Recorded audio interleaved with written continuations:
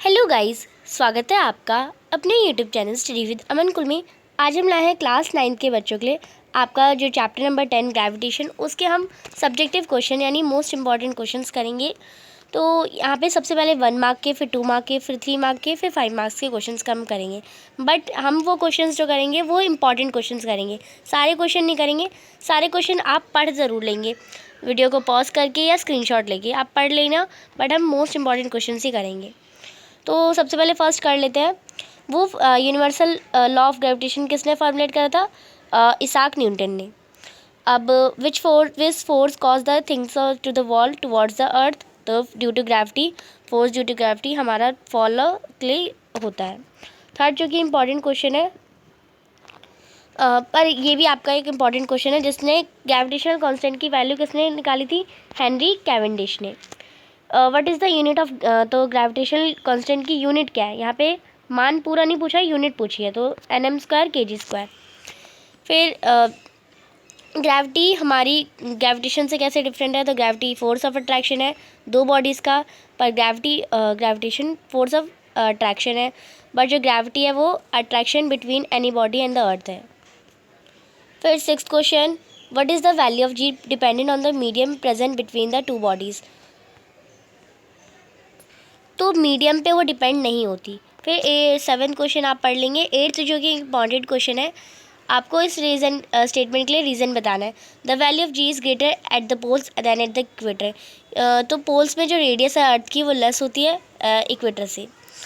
Next 9, 10 पढ़ लेंगे। 11, 12, 13, 14 ये सब आप पढ़ लेंगे।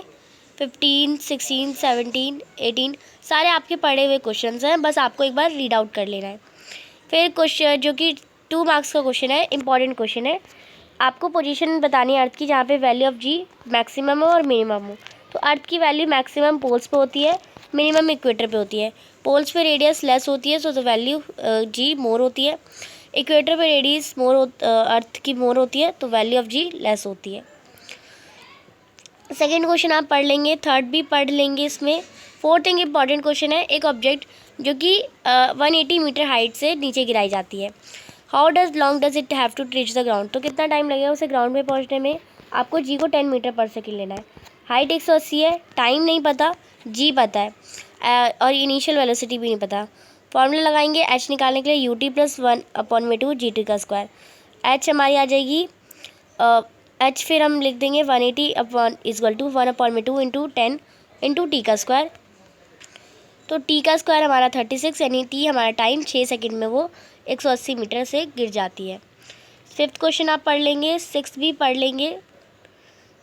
नेक्स्ट है 3 मार्क्स के क्वेश्चन, यूनिवर्सल ग्रेविटेशनल कांस्टेंट को डिफाइन करना है, तो ये आपका है, और फ्री फॉल को बताना है, तो ये भी आप एक्सप्लेन कर लेंगे। Second universal law of gravitation के आपको इम्पोर्टेंस बतानी है, इसके एग्जाम्पल, तो ये आप लिख लेंगे। देन फिर ग्रेविटेशन ऑफ फोर्स और फ्रिक्शनल फोर्स में डिफरेंस बताना है, वो भी आप कर लेंगे। 5th क्वेश्चन एक इंपॉर्टेंट क्वेश्चन है, a piece of paper take much longer so fall than a stone through the same distance when both drop simultaneously from roof. अगर हम एक छत से एक पेपर को फेंकेंगे और एक हम स्टोन को फेंकेंगे, तो वो दोनों सेम डिस्टेंस से फेंकते हैं, तो पहला कौन सा पहुँचेगा? तो पीस ऑफ पेपर में लार्जर सरफेस एरिया, तो वो मोर फ्रिक्शन एयर का लेगा, तो एंड स्टोन जो है वो कम सरफेस एरिया लेगा फ्रिक्शन का, एयर रेसिस्टेंस का। The mass is constant everywhere but the weight keep changing.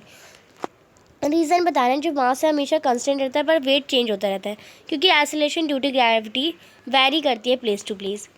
Value of हमारी जी की वैल्यू जो है हमेशा चेंज होती रहती है जब हम अर्थ की मूव करते हैं, पर जो कैपिटल जी है उसकी वैल्यू हमेशा पूरे यूनिवर्स में कांस्टेंट क्यों रहती है? रीज़न बताइए।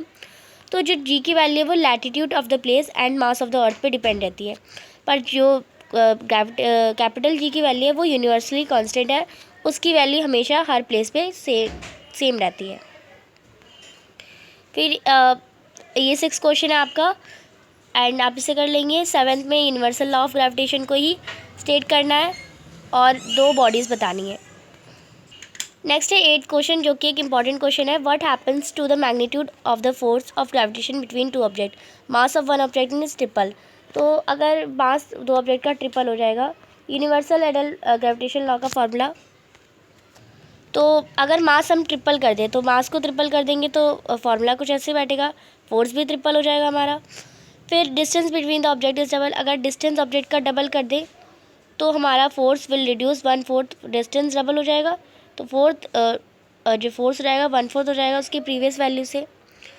एंड अगर हम मास बोथ ऑब्जेक्ट्स आर डबल, अगर दोनों ऑब्जेक्ट का मास डबल कर दें तो जो फोर्स है वो 4 time greater than its previous value हो जाएगा।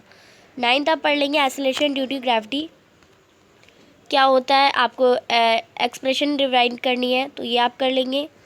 नेक्स्ट है ये 10th क्वेश्चन एक हाइट से, तो ये क्वेश्चन सारे केस स्टडी है। फ्री फॉल के वक्त एक्टिविटी क्या होती है, ये 11th क्वेश्चन आप कर लेंगे। 12th में इंपॉर्टेंट क्वेश्चन है एक mathematical expression, universe of gravitation, दो बॉडीज मास 1 और m2 में और उसके प्लेस के डिस्टेंस से होती है। If this law is true then why do we not find any object in a room we move towards each other due to this force. अगर ये लॉ सही है तो हम क्यों नहीं देखते कि ऑब्जेक्ट मूव कर रही है एक दूसरे के फोर्स से। तो हमारा फॉर्मूला ये होता है, जी की वैल्यू ये होती है ग्रेविटेशनल कांस्टेंट एक्सट्रीमली स्मॉल होता है, order of magnitude 10⁻⁻11। Her object का अगर हम फॉर ऑब्जेक्ट रूम में देखें तो मास ऑर्डर होता है 2 इन मैग्नीट्यूड 10 का square kg square, distance is the best. Thus the order of magnitude of gravitational force is 10⁻11 into 10⁻2 into 10⁻4 divided by 10 into 10, which gives an order of magnitude 10⁻⁻9, जो shows force is extremely small, जो हमें show करता है कि force हमारा extremely small है। 13 कर लेंगे, 14 क्वेश्चन आप कर लेंगे। नेक्स्ट है 15 क्वेश्चन, ये भी आप कर लेंगे। 16 मास एंड वेट में डिफरेंस बताना है, जो कि एक इम्पॉर्टेंट क्वेश्चन है, वो आप कर लेंगे। फिर है 18। नेक्स्ट है क्वेश्चन नंबर 19, जो कि एक इम्पॉर्टेंट क्वेश्चन है, ग्रेविटेशनल एक्सेलरेशन और ग्रेविटेशनल कांस्टेंट्स में डिफरेंस बताना है, यानी acceleration due to gravity small G और कैपिटल जी में डिफरेंस। तो एक्सेलरेशन ड्यू टू ग्रेविटी एक एक्सेलरेशन जो कि बॉडी को रिक्वायर्ड होता है, earth gravitational pull on it, gravitational constant numerically equal होता है the force of attraction between two mass of 1 kg that are separated by distance of 1 metre. Ji vector quantity है, capital G scalar quantity है। ये different होती है surface area अर्थ के, और ये वैरी करती है प्लेस टू प्लेस में, पर जी जो है यूनिवर्सल कांस्टेंट है, वैल्यू उसकी सेम रहती है 6.67 इंटू 10⁻⁻7, यही हर जगह होती है। फिर है 20th क्वेश्चन, जो कि आप इसे पढ़ भी लेंगे। 21 क्वेश्चन इंपॉर्टेंट है, a ball thrown vertically up returns to throw after 3 second, यानी एक वर्टिकली ऊपर की तरफ एक बॉल को फिगर आता है और रिटर्न वो 6 सेकेंड में आती है। आपको उसकी velocity which it was thrown up कितनी है, तो एक्सेलरेशन ड्यू टू ग्रेविटी 9.8 है, as the time go up and return is 6 second, उसकी मैक्सिमम हाइट और उसकी पोजीशन 4 सेकेंड में बतानी है। तो टाइम गोज़ अप तो 6/2 यानी 3 सेकेंड, यानी ऊपर जाने का टाइम 30 सेकेंड था, आने का टाइम 3 सेकेंड था। फाइनल वेलोसिटी नहीं पता, इनिशियल वेलोसिटी निकालनी है। फर्स्ट इक्वेशन ऑफ मोशन देखें तो v is equal to U plus G T होता है, यानी 0 is equal to U plus G और टी हमने वैल्यू लिख दी। तो हमारा 29.4 मीटर पर सेकेंड पावर -1 हमारा इनिशियल वेलोसिटी आ गई। अब it was thrown up with ये वेलोसिटी है जिससे इससे थ्रो का गया यानी फेंका गया। अब डिस्टेंस यानी हाइट निकालनी है, as we know the second equation of motion S is equal to U T plus half G T का स्क्वायर। तो हम इससे क्या निकाल सकते हैं, डिस्टेंस या डिस्प्लेसमेंट निकाल सकते हैं 441.1 मीटर, और टाइम निकालना है हमें तो 4 सेकेंड। डिस्टेंस हमें पता है, second equation of motion use करेंगे तो डिस्टेंस से हम टाइम निकाल लेंगे। नेक्स्ट है क्वेश्चन नंबर 22, आप इसे कर लेंगे। क्वेश्चन नंबर 23 जो कि अब 5 मार्क्स वाले क्वेश्चन आ गए। मास एंड वेट में आप डिफरेंस ज़रूर देख लेंगे, ये क्वेश्चन ज़रूर आएगा। मास जो है वो कांस्टेंट रहती है प्लेस पे, इसकी स्केलर क्वांटिटी है, ये ज़ीरो कभी नहीं होता, इसकी यूनिट kg में होती है। ये चेंज करता है हर चेंज इन, अगर ग्रेविटी चेंज है तो वेट भी चेंज है, वेक्टर क्वांटिटी है। ये ज़ीरो हो सकता है अर्थ पे अगर अर्थ से दूर है तो, और ये इसका यूनिट न्यूटन और kg है और वॉट है, तो आप इसे कर लेंगे। नेक्स्ट है सेकंड क्वेश्चन जो कि आप पढ़ लेंगे इसे। थर्ड एक इम्पॉर्टेंट क्वेश्चन है, prove that if the earth attract two body, अगर आपको प्रूव करना है कि अर्थ हमारी दो बॉडी को अट्रैक्ट करती है, सेम डिस्टेंस में from the centre of the earth with equal force their mass will be the same. क्या मास उसके सेम होंगे? तो चलिए फर्स्ट बॉडी को m1 और mass of second body m2। Force on first body हम लगाएंगे equal force on first second body, यानी gm1 r का square equal to gm1 m2 r का स्क्वायर। तो g और g तो क्या हो जाएंगे,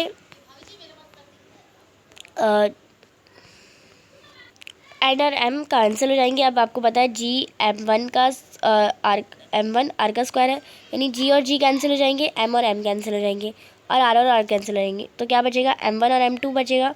तो क्या प्रूफ होता है, g equal to gm upon में r का स्क्वायर। यानी अगर आप फॉर्मूले के अकॉर्डिंग देखें तो g से g कैंसिल हो गया, m से m कैंसिल हो गया, r के स्क्वायर से r का स्क्वायर। यानी हम कह सकते हैं m1 हमारा m2 यानी mass of first body force of one body is equal to force of second body, यानी ये इसका मास इसके मास के इक्वल है। फिर है मैथमेटिकल एक्सप्रेशन जो कि एक्सेलरेशन ड्यू टू ग्रेविटी को एक्सप्रेस करे बाय फ्री फॉलिंग और g की वैल्यू यूनिवर्सल कांस्टेंट क्यों है, ये आपको बताना है। तो आप लिखेंगे g equal to gm upon में r का स्क्वायर और इसकी वैल्यू कांस्टेंट है पूरे यूनिवर्स में। फोर्थ क्वेश्चन जो कि एक इंपॉर्टेंट क्वेश्चन है, आपको फॉर्मूला लिखा है कि magnitude of gravitational force between the earth and the object on the earth surface. तो ये फार्मूला है हमारा g F equal to g m mass m into M upon में r का square. Derive how does the value of gravitational force change between two object when the distance themselves them is reduced to half and the mass of object is increased 4 times। Distance उनका half हो जाए, मास उनका 4 times increase हो जाए। तो अगर हम law of gravitation की बात करें तो फोर्स ऑफ अट्रैक्शन दो बॉडी का ये फार्मूला होता है। इसका हमें इसका हाफ करना है और इसका हमें 4 टाइम्स करना है। तो डिस्टेंस हमारा क्या आ जाएगा, हाफ करने पे फोर्स इंक्रीज हो जाएगा 4 टाइम्स। द ओरिजिनल वैल्यू क्या आ जाएगी, F equal to gm upon में 4m r का स्क्वायर यानी 4f।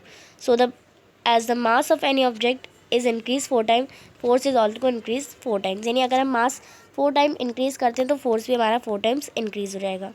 फिफ्थ क्वेश्चन आप कर लेंगे। तो यहाँ पे आपका जो चैप्टर है वो कंप्लीट हो रहा है।